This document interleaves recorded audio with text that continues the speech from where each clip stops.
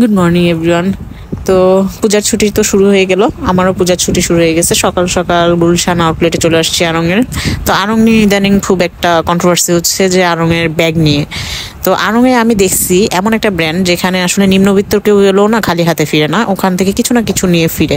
তো এরকম একটা ব্র্যান্ডের আসলে উচিত হয় না একটা নর্মাল সিম্পল ব্যাগ নিয়ে এরকম আসলে ইয়ে করা।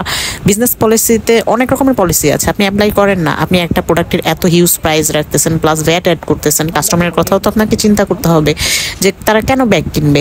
অনেকেই বলবেন হ্যাঁ এত টাকার জিনিস কিনছি, আমি একটা ব্যাগ কিনতেই পারি, কেন ব্যাগ কিনতে পারবো না? ভাই, আপনি এত টাকার প্রোডাক্ট কিনতেছেন, তারা একটা ব্যাগ প্রোভাইড করতে পারতেছে না, এরকম স্বনামধন্য একটা ব্র্যান্ড।